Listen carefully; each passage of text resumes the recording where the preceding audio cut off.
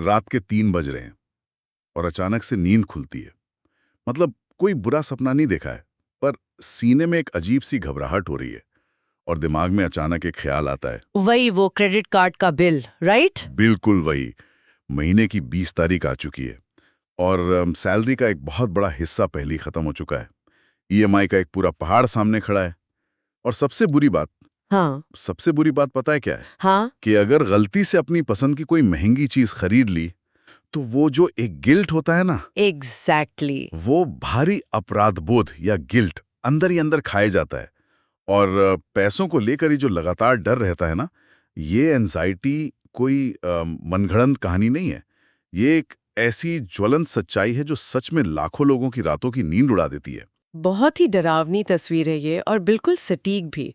Actually ये एक ऐसा जाल है जिसमें इंसान अपनी पूरी जिंदगी फंसा रहता है। मतलब ऐसा लगता है जैसे हम किसी ट्रेडमिल पे दौड़ रहे हैं। दौड़ बहुत तेज रहे और पसीना भी पूरा आ रहा है, लेकिन पहुंच कहीं नहीं रहे। हाँ, वही एक ही जगह पे फंस गए हैं। और इस पूरी सिचुएशन में सबसे बड़ी आयरनी ये है ना कि लोगों को लगता है इसका एक ही सोल्यूशन है कि बस और ज्यादा पैसे कमाना शुरू कर दो, जबकि असली प्रॉब्लम हमारी कमाई नहीं है, बल्कि पैसों को मैनेज करने का तरीका और हमारा माइंडसेट है। राइट। जब तक वो माइंडसेट नहीं बदलेगा ना, तो चाहे सैलरी दोगुनी भी क्यों ना हो जाए, वो रात के 3 बजे वाली घबराहट कभी नहीं जाएगी। और इसीलिए इस माइंडसेट को बदलने के लिए हम इस बी पॉजिटिव यूट्यूब चैनल की इस मास्टर क्लास में इस चिंता की बिल्कुल जड़ तक जाने वाले हैं। और आज की इस गहरी चर्चा का बेस होगी रमित सेठी की बहुत ही जबरदस्त किताब I will teach you to be rich. बिल्कुल। और हम यहाँ किताब के पन्नों की कोई ऑर्डिनरी समरी नहीं देने वाले हैं। हाँ, ऑर्डिनरी समरी तो बिल्कुल नहीं। हमारा मिशन है उन एक्शनेबल लेसन्स को निकालना जो सच में सुनने वालों की जिंदगी बदल सकते हैं। और हम 3 ऐसी बातों पर फोकस करेंगे जिन्हें अगर कोई आज ही अपनी लाइफ में इम्प्लीमेंट कर ले, तो पैसों को लेकर जो डर है उसे हमेशा के लिए खत्म किया जा सकता है। तो इस डर को खत्म करने की शुरुआत हमें सबसे पहले उस जगह से करनी होगी जहां से पैसा निकलता है, मतलब हमारा खर्च करने का तरीका। अक्सर हमारी सोसाइटी में और खासकर इस फाइनेंस की दुनिया में एक मेंटालिटी बहुत गहराई तक बैठी है कि अगर किसी को फ्यूचर में अमीर बनना है तो उसे आज अपनी सारी इच्छाओं का गला घोटना पड़ेगा। मतलब बाहर खाना बंद कर दो और अच्छे कपड़े मत खरीदो, राइट? हाँ, वही। वेकेशन पर मत जाओ, बस हर एक पैसा बचा कर रखो। और ये ना एक बहुत ही टॉक्सिक अप्रोच है। बिल्कुल। और इसे समझने के लिए हम डाइटिंग का एग्जाम्पल ले सकते हैं। जैसे हम सबने देखा है कि जब कोई इंसान वजन कम करने के लिए अचानक से एक बहुत ही स्ट्रिक्ट डाइट शुरू कर देता है, तो एक्चुअली होता क्या है? हाँ, वो अपनी पसंद का सब कुछ खाना छोड़ देता है। एग्जैक्टली। ना मीठा खाएगा, ना कार्बोहाइड्रेट्स, बस उबली हुई सब्जियां और सैलेड। अब शायद वो 1 या 2 हफ्ते तक ये झेल भी ले, लेकिन हमारी जो विल पावर होती है ना, वो एक बैटरी की तरह होती है। बिल्कुल। इतनी सख्त पाबंदियों से वो बैटरी बहुत जल्दी डिस्चार्ज हो जाती है और कुछ हफ्तों बाद वो इंसान पूरी तरह से हार मान लेता है और एक ही दिन में 3 बर्गर और आइसक्रीम खा जाता है। पैसों के साथ भी तो बिल्कुल यही साइकोलॉजी काम करती है ना। ये कंपैरिजन एकदम परफेक्ट है। साइकोलॉजी में इसे डिसीजन फटीग कहते हैं। जब हम खुद को हर छोटी चीज के लिए रोकते हैं तो एक दिन हम फ्रस्ट्रेट होकर ओवर स्पेंड कर देते हैं और फिर वापस उसी भयानक गिल्ट में डूब जाते हैं। हाँ, वो गिल्ट का लूप बन जाता है। राइट। तो रमित सेठी इसी लूप को तोड़ने के लिए कॉन्शियस स्पेंडिंग का कॉन्सेप्ट देते हैं। इसका रूल बहुत ही सिंपल है। जिन चीज़ों से हमें सच में प्यार है या जो चीज़ों से हमें खुशी मिलती है, उन पर दिल खोलकर बिना किसी झिझक के खर्च करना चाहिए। ओके। लेकिन जो चीज़ों का हमारे लिए कोई खास मतलब नहीं है, उन पर खर्च पूरी तरह से बिना किसी रहम के कट कर देना चाहिए।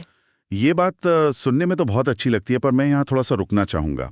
इंटरनेट पर तो जितने भी बड़े फाइनेंस गुरुज हैं, वो तो हमेशा यही कहते हैं कि अपनी रोज़ की वो लाटे या कॉफ़ी पीना छोड़ दो, बाहर का सैंडविच मत खाओ। हाँ, वो एक्सेल शीट वाली मैथ। वही तो, वो बाकायदा एक्सेल शीट खोलकर दिखाते हैं कि रोज़ एक सैंडविच का पैसा अगर किसी ने बचाया, तो कंपाउंडिंग के हिसाब से 40 साल बाद लाखों रुपए का नुकसान बढ़ जाएगा। देखिए, इस बात में शायद मैथ सही हो सकती है, लेकिन ये इंसानी साइकोलॉजी के बिल्कुल खिलाफ है। इसे मीडिया का वो $90,000 के सैंडविच का भ्रम कहा जा सकता है। $90,000 का सैंडविच? हाँ, मतलब फिनेंस आर्टिकल्स अक्सर लोगों को डराने के लिए ऐसी बातें लिखते हैं कि अगर आज ₹500 का सैंडविच नहीं खाया होता तो रिटायरमेंट के वक्त आपके पास लाखों होते। लेकिन सच बताऊं तो ये थ्योरी लोगों में सिर्फ अपराध बोध पैदा करती है। वही गिल्ट वाली बात। बिल्कुल। क्या लोग सिर्फ इसीलिए जी रहे हैं कि 65 साल की उम्र में बैंक में करोड़ों रुपए हों, लेकिन आज अपनी जवानी में अपने दोस्तों के साथ एक अच्छा सैंडविच या कॉफी भी एंजॉय ना कर सकें? हाँ, वो तो लाइफ ही नहीं हुई ना। एग्जैक्टली ये पेनी पिंचिंग या छोटी छोटी कंजूसी इंसान को कभी अमीर नहीं बनाती, वो सिर्फ दुखी बनाती है। तो इसका मतलब है कि लोगों को अपनी प्रायोरिटीज को बहुत डीपली समझना होगा। मुझे याद आ रहा है, मैंने एक बुक में लीजा नाम की एक लेडी का बड़ा इंटरेस्टिंग एग्जाम्पल पढ़ा था। लीजा साल भर में अपने जूतों पर लगभग $5,000 खर्च करती हैं। $5,000 सिर्फ जूतों पर? हाँ, अब किसी आम इंसान की नज़र में ये पागलपन लग सकता है, लेकिन उस कहानी का दूसरा पहलू ये है कि लीसा एक बहुत ही छोटे से और ऑर्डिनरी अपार्टमेंट में रहती है। उसने अपने रहने का खर्च जानबूझकर बहुत कम रखा है, क्योंकि उसे बड़े घर का या महंगे फर्नीचर का कोई शौक नहीं है। ये इंटरेस्टिंग है। वो अपने रिटायरमेंट अकाउंट्स में हर महीने पूरा पैसा डालती है और उसके बाद जो बच जाता है उसे बिना किसी गिल्ट के अपने उन पसंदीदा जूतों पर खर्च करती है। और यही तो कॉन्शियस स्पेंडिंग का सबसे बढ़िया एग्जाम्पल है। इसी तरह से सीथी ने जिम नाम के एक और आदमी की केस स्टडी दी है। जिम को जब अपनी जॉब में प्रमोशन मिला और उसकी सैलरी काफ़ी बढ़ गई, तो उसने वो नहीं किया जो ज़्यादातर लोग आमतौर पर करते हैं। मतलब उसने कोई महंगी गाड़ी या बड़ा घर नहीं लिया? बिल्कुल नहीं। वो किसी बड़े या महंगे घर में शिफ्ट नहीं हुआ। इसके बजाय वो एक और छोटे अपार्टमेंट में चला गया, क्योंकि जिम को बड़े घर में रहने से ज्यादा कैंपिंग और ट्रैवलिंग का शौक था। अरे वाह! तो उसने अपने घर का किराया और घटा दिया ताकि वो बिना सोचे अपनी ट्रिप्स पर पैसा उड़ाए। इसे कहते हैं अपने खर्चों को अपनी असली खुशी के साथ अलाइन करना। ये एक बहुत ही आज़ाद करने वाला विचार है। तो चलिए मान लेते हैं कि लेसन 1 समझ आ गया। ये तय हो गया कि पैसा कहाँ दिल खोलकर खर्च करना है और कहाँ सेव करना है। लेकिन रोज़ की इस भागदौड़ वाली ज़िंदगी में इसे प्रैक्टिकल तरीके से लागू कैसे करें? क्योंकि हम इंसान ना फितरत से आलसी होते हैं। हाँ, और हम चीजें भूल भी तो जाते हैं ना। वही तो, हमारी विल पावर आखिर खत्म हो ही जाती है। और यहीं से हम इस पूरी मास्टर क्लास के दूसरे लेसन यानी सबसे इम्पॉर्टेंट पार्ट में एंटर करते हैं, और वो है सिस्टम्स बनाना और ऑटोमेशन। देखिए, विल पावर पर डिपेंड रहना फाइनेंस की दुनिया में किसी भी इंसान की सबसे बड़ी गलती होती है। लोग सोचते तो हैं कि महीने के आखिर में जो पैसा बचेगा उसे इन्वेस्ट करेंगे। लेकिन असलियत ये है कि महीने के एंड तक पैसा बच ही कहाँ पाता है। इसीलिए एक ऐसा ऑटोमेटिक सिस्टम बनाना बहुत जरूरी है जो किसी के बिना कुछ किए अपना काम चुपचाप करता रहे। अगर इसको रोजमर्रा की जिंदगी के एक सिंपल एनालॉजी से समझे ना, तो ये पौधों को पानी देने जैसा है। अगर कोई इंसान ये सोचे कि वो रोज सुबह उठकर अपने बाग में पौधों को पानी देगा, तो कभी वो बीमार पड़ेगा, कभी ऑफिस के लिए लेट हो रहा होगा, या कभी बस आलस आ जाएगा और पौधे सूख जाएंगे। एग्जैक्टली, पौधे सूख जाएंगे। लेकिन अगर वही इंसान एक दिन थोड़ी सी मेहनत करके ड्रिप इरिगेशन यानी वो ऑटोमेटिक पानी का सिस्टम लगा देना, तो चाहे वो सो रहा हो या शहर से बाहर हो, पौधों को सही टाइम पर पानी मिलता रहेगा। हमारा पैसा भी तो बिल्कुल ऐसे ही मैनेज होना चाहिए ना। ये पौधों वाली एनालॉजी इस पूरे मैकेनिज्म को बहुत ब्रिलियंटली समझाती है। जब हम ऑटोमेशन कहते हैं तो उसका मतलब ही यही है कि पैसों के बारे में रोज सोचना ही ना पड़े। लेकिन इसके लिए रमीत सेठी एक थ्योरी देते हैं जिसे the curve of doing more before doing less कहा जाता है। ओके, ये क्या होता है? इसका सीधा सा मतलब है कि फ्यूचर में आराम फरमाने के लिए या कुछ ना करने के लिए आपको आज थोड़ा ज्यादा एफर्ट डालना पड़ेगा। लेकिन यहाँ एक डाउट है। जब लोग फाइनेंस को ऑटोमेट करने की बात सुनते हैं तो उन्हें लगता है कि शायद रोज रात को लैपटॉप खोलकर एक्सेल स्प्रेडशीट लेकर बैठना पड़ेगा, हर एक छोटे खर्चे की मैनुअल एंट्री करनी पड़ेगी। और सच कहूं तो आजकल किसके पास इतना टाइम है? यही तो इस सिस्टम की सबसे बड़ी खूबसूरती है। किसी को भी स्प्रेडशीट में जीने की जरूरत नहीं है। महीने में सिर्फ 90 मिनट का टाइम लगता है, और एक बार सिस्टम सेट हो गया ना तो वो भी नहीं। सच में? सिर्फ 90 मिनट? हाँ, इसके लिए रैमी से थी नेक्स्ट $100 और 4 बाल्टियों का रूल समझाते हैं। इमेजिन कीजिए कि किसी ने 100 रुपए कमाए। अब बस ये तय करना है कि ये पैसा अपने आप कहाँ कहाँ जाएगा। राइट। ये 4 बाल्टियों वाला कॉन्सेप्ट मुझे बड़ा प्रैक्टिकल लगता है। उनके अनुसार पहली बाल्टी है फिक्स्ड कॉस्ट्स, जिसमें सैलरी का 50 से 60% हिस्सा जाना चाहिए, जैसे कि घर का किराया, राशन, बिजली का बिल या ईएमआई, ये सब इसमें आता है। बिल्कुल। और दूसरी बाल्टी क्या है? दूसरी बाल्टी है इन्वेस्टमेंट्स, जिसमें लंबी अवधि के लिए कम से कम 10% जाना चाहिए। तीसरी बाल्टी है सेविंग्स गोल्स, जहां 5 से 10% जाता है। जैसे किसी वेकेशन के लिए सेव करना या इमरजेंसी फंड, राइट? हाँ वही। और चौथी और मेरी सबसे फेवरेट बाल्टी है गिल्ट फ्री स्पेंडिंग, जिसमें 20 से 35% पैसा जाता है। लेकिन मेरा सवाल ये है कि ये पैसा इन बाल्टियों में अपने आप जाता कैसे है? इसका एक्चुअल मैकेनिज्म क्या होता है? इसका मैकेनिज्म बहुत ही सीधा है। इसके लिए बैंक अकाउंट्स को एक खास तरीके से लिंक करना होता है।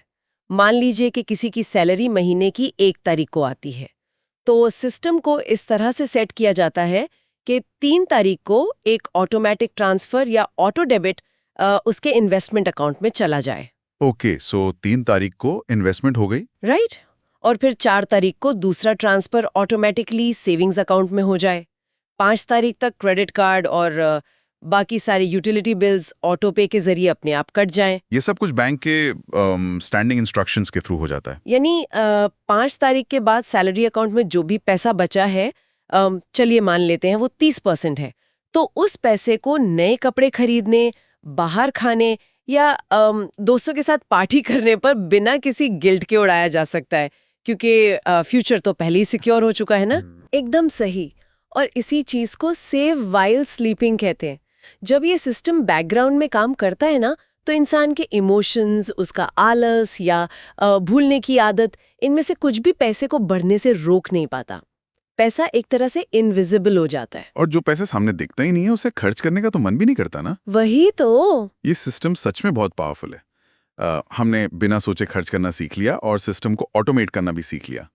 लेकिन यहाँ एक और बहुत बड़ा पेंच है। कैसा पेंच? सिर्फ पैसे बचाने और उसे बैंक के सेविंग अकाउंट में सुला देने से कोई भी इंसान अमीर नहीं बन सकता, क्योंकि महंगाई, जैसे हम सब अपने बिलों में महसूस करते हैं, वो किसी दीमक की तरह उस पैसे की परचेजिंग पावर को हर साल अंदर ही अंदर खा रही है। हाँ, इन्फ्लेशन तो सबसे बड़ा दुश्मन है। इसीलिए पैसे को काम पर लगाना होगा।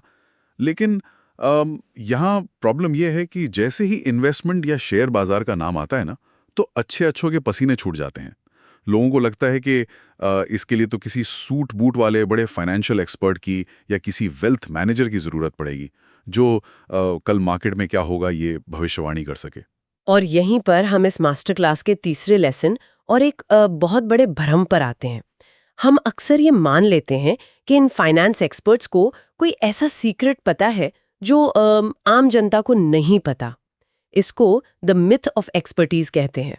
सच्चाई ये है कि दुनिया का कोई भी एक्सपर्ट लगातार हर साल मार्केट को बीट नहीं कर सकता।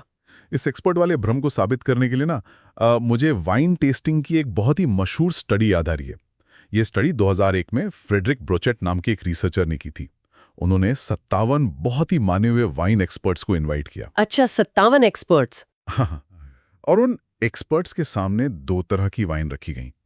एक बहुत ही आम सी $12 वाली वाइन थी और दूसरी लगभग $1200 की बेहद महंगी और प्रीमियम वाइन। अब ब्रोचे ने चालाकी ये की थी कि उस ऑर्डिनरी सफेद वाइन में फूड कलरिंग डालकर उसे लाल रंग का बना दिया था। Oh my God. मतलब सफेद वाइन को लाल कर दिया। बिल्कुल। और आपको जानकर हैरानी होगी कि वो जो बड़े बड़े एक्सपर्ट्स थे ना, वो उस रंगी हुई सफेद वाइन को पीकर उसमें रेड फ्रूट्स और पता नहीं किस किस महंगी वाइन का स्वाद बताने लगे। वो बेचारे एक ऑर्डिनरी और महंगी वाइन के बीच का फर्क ही नहीं पहचान पाए।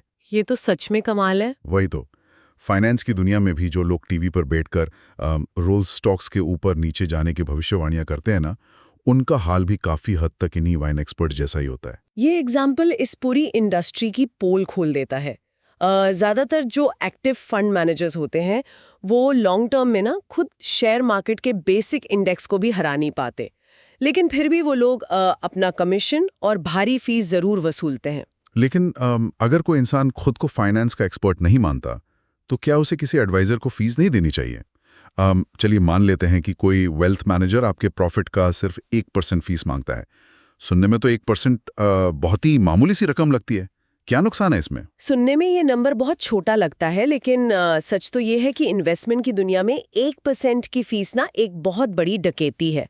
इसको कंपाउंडिंग के मैथ से समझना जरूरी है। कैसे? मान लीजिए किसी ने आज 1 लाख रुपए इन्वेस्ट किए हैं और उस पर उसे हर साल 8% का रिटर्न मिल रहा है। हाँ। अगर एडवाइजर 1% फीस लेता है तो इसका सीधा मतलब है कि आपका रिटर्न घटकर 7% रह गया। राइट? हाँ, 1% कम हो गया। अब 30 या 40 सालों के बाद जब हम उस 1% के लगातार नुकसान को कंपाउंड करते हैं ना, तो कैलकुलेशंस दिखाती हैं कि उस छोटी सी 1% फीस ने आपके कुल रिटर्न का लगभग 28% हिस्सा खा लिया है। वेट, क्या 28%? इसका मतलब है कि मेरे मुनाफे का लगभग 1/3 हिस्सा तो सिर्फ उस एडवाइजर की जेब में चला गया जिसने शायद मार्केट से बेहतर परफॉर्म भी नहीं किया होगा। ये तो बहुत ही बड़ा नंबर है। बिल्कुल। और मैंने इस किताब में सेठी का वो मजेदार किस्सा भी पढ़ा था, जहां एक वेल्थ मैनेजमेंट फर्म ने उन्हें अपना क्लाइंट बनाने के लिए कॉल किया। ओ हाँ, वो फोन कॉल। हाँ, तो सेठी ने थोड़ा अनजान बनकर उनसे पूछा कि वो उनका पैसा आखिर बढ़ाएंगे कैसे। और बातों बातों में उस वेल्थ मैनेजर ने खुद ही ये कबूल कर लिया कि उनका टारगेट मार्केट को बीट करना नहीं है, बल्कि उनका सारा फोकस सिर्फ वेल्थ प्रेजर्वेशन यानी पैसे को गिरने से बचाने पर है। मतलब सोचिए, एक जवान इंसान जिसे इस वक्त अग्रेसिव ग्रोथ चाहिए, उससे वेल्थ प्रेजर्वेशन के नाम पर इतनी भारी फीस वसूली जा रही थी। ये तो ठीक नहीं है। यही असलियत है। तो अब मुद्दे पर आते हैं कि फिर इसका सोल्यूशन क्या है। सोल्यूशन बहुत ही सिंपल और थोड़ा सा बोरिंग है। और वैसे याद रखिए, इन्वेस्टिंग को हमेशा बोरिंग ही होना चाहिए। इसको कोई हॉलीवुड की थ्रिलर मूवी नहीं होना चाहिए। हाँ, और वरना हार्ट अटैक आ जाएगा। एग्जैक्टली। तो इसका सबसे बेस्ट और सस्ता तरीका है इंडेक्स फंड्स या फिर टारगेट डेट फंड्स में पैसा लगाना। इंडेक्स फंड्स के बारे में तो मैंने भी काफ़ी सुना है। ये एक्चुअली किसी एक कंपनी का स्पेसिफिक स्टॉक खोजने के बजाय पूरे के पूरे मार्केट को ही खरीद लेने जैसा होता है। हाँ, बिल्कुल यही होता है। जैसे अपने यहाँ इंडिया में निफ्टी 50 के फंड्स होते हैं जो देश की टॉप 50 कंपनियों में एक साथ पैसा लगाते हैं। क्योंकि इन्हें कोई हाई प्रोफाइल मैनेजर बैठकर एक्टिवली मैनेज नहीं करता, इसलिए इनकी फीस सच में ना के बराबर होती है। लेकिन ये टारगेट डेट फंड्स कैसे काम करते हैं? इनका क्या लॉजिक है? टारगेट डेट फंड्स दरअसल ऑटोमेशन का सबसे अल्टीमेट एग्जाम्पल है। ये ऐसे फंड्स होते हैं जो किसी इंसान की रिटायरमेंट की एज के हिसाब से अपने आप को एडजस्ट करते रहते हैं। अच्छा, मतलब उम्र के हिसाब से। हाँ, मान लीजिए कि कोई इंसान आज 30 साल का है और वो 2055 में रिटायर होना चाहता है, तो वो 2055 टारगेट डेट फंड चुनेगा। जब वो 30 साल का होता है तो ये फंड ऑटोमेटिकली उसका 90% पैसा स्टॉक्स जैसी रिस्की जगहों पर लगाता है, क्योंकि उसके पास रिस्क लेने का टाइम है। टाइम फेवर में है उसके। लेकिन जैसे जैसे उसकी उम्र बढ़ती है और वो 50 या 55 का होता है, तो ये फंड खुद ब खुद अपना दिमाग लगाकर स्टॉक्स से पैसा निकालता है और इसे सुरक्षित बॉन्ड्स में शिफ्ट कर देता है। इसके लिए इंसान को खुद अपनी तरफ से एक क्लिक भी नहीं करना पड़ता। ये तो सच में कमाल का मैकेनिज्म है। यानी जैसे जैसे रिस्क लेने की कैपेसिटी कम होती जाएगी, फंड अपने आप उतना ही सुरक्षित होता जाएगा। बिल्कुल। लेकिन निवेश के इस पूरे गेम में ना एक और बहुत बड़ा फैक्टर है जो शायद सबसे ज्यादा अहमियत रखता है, और वो है टाइम, यानी शुरुआत करने का बिल्कुल सही समय। मैं पूरी तरह सहमत हूँ। टाइम ही इसमें सबसे बड़ा जादूगर है। इसकी पावर को हम स्मार्ट सैली और डम डैन के एक बहुत ही क्लासिक कंपैरिजन से समझ सकते हैं। इसे बहुत ध्यान से सुनिएगा। हाँ, बताइए। तो सैली जो है वो 35 साल की उम्र में अपनी इन्वेस्टमेंट शुरू करती है।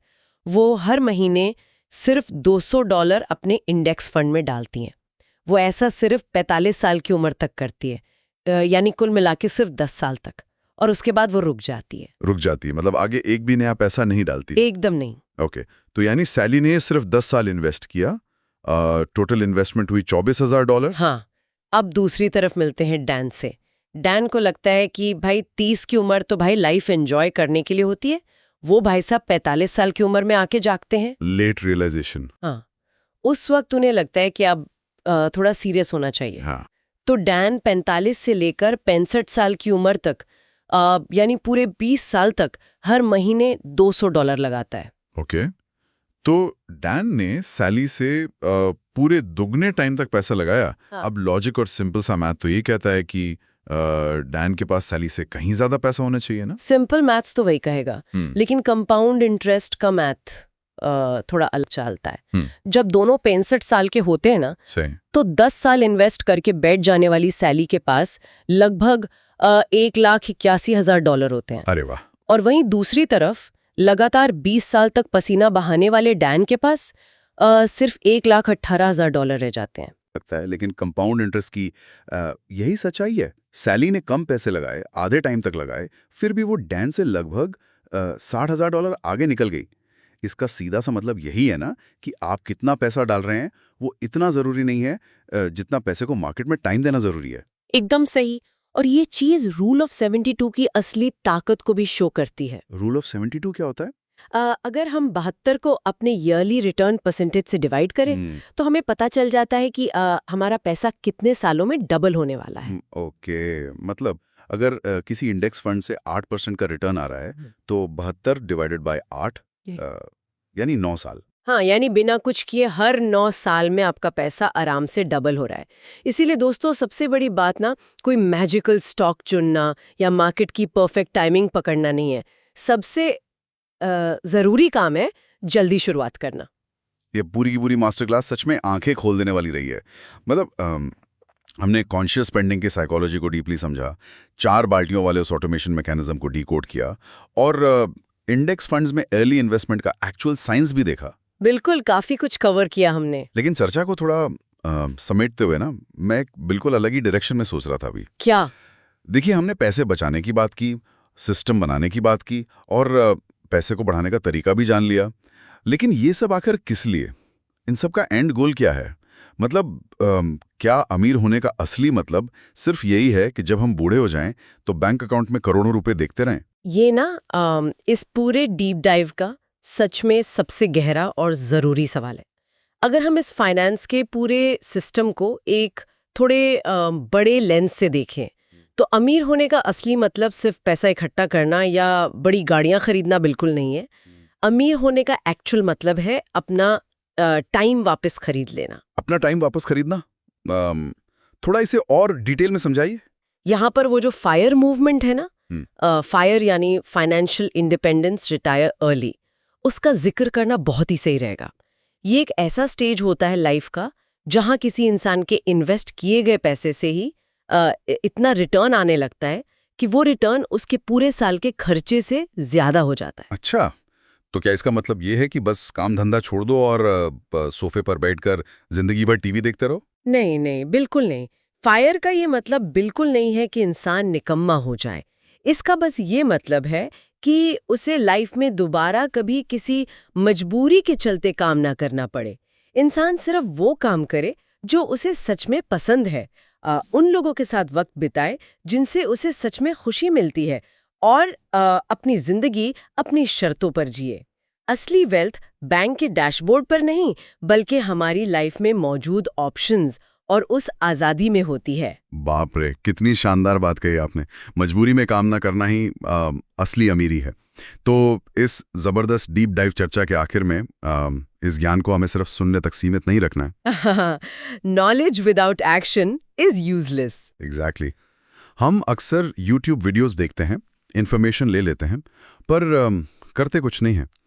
इसीलिए इस बी पॉजिटिव चैनल की तरफ से आज हमारे सभी सुनने वालों के लिए एक बहुत ही सीधा और प्रैक्टिकल चैलेंज है। हम इसे 30 दिन का एक्शन चैलेंज कहेंगे। ये बहुत जरूरी है दोस्तों।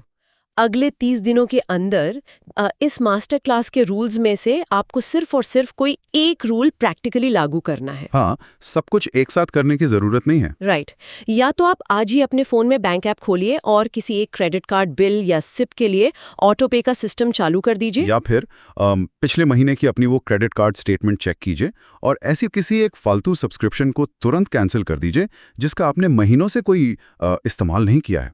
बस एक छोटा सा सिंगल स्टेप, और ये एक कदम ना किसी भी इंसान के फाइनेंशियल फ्यूचर की दिशा को हमेशा के लिए बदल सकता है। बिल्कुल। और दोस्तों, अगर आपको ये डीप डाइव और इस मास्टर क्लास की इन्फॉर्मेशन सच में वैल्यूएबल लगी हो, तो ऐसी ही पॉजिटिव और लाइफ चेंजिंग कंटेंट के लिए बी पॉजिटिव यूट्यूब चैनल को अभी के अभी सब्सक्राइब करें, ताकि ऐसी कोई भी कमाल की बुक समरी या मास्टर क्लास आपसे आगे कभी मिस ना हो। हाँ, सब्सक्राइब जरूर करें। और हमेशा याद रखें, अगली बार जब रात के 3 बजेंगे, तो वो घबराहट और पसीने वाली रात बिल्कुल नहीं होगी। वो एक बहुत ही सुकून भरी नींद होगी, क्योंकि अब आप ये जान चुके हैं कि जब आप सो रहे होते हैं, तब भी आपका पैसा आपके लिए जाग कर पूरी मेहनत से काम कर रहा होता है। तो सीखते रहें, आगे बढ़ते रहें और हमेशा बी पॉजिटिव रहें।